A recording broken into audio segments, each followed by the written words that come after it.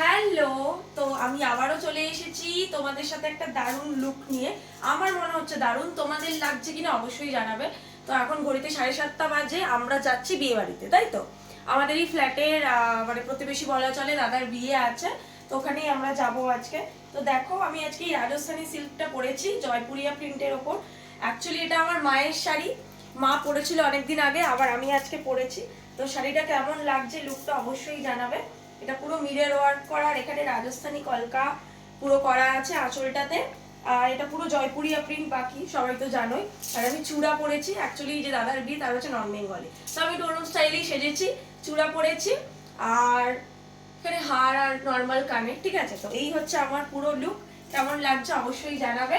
যদি ভালো লাগে, আর না ভালো লাগলেও জানাবে, ঠিক আছে। এবার আমি আমার বরকে দেখাচ্ছি, ও খুব সুন্দর করে সেজেছে, দাঁড়াও দেখাচ্ছি।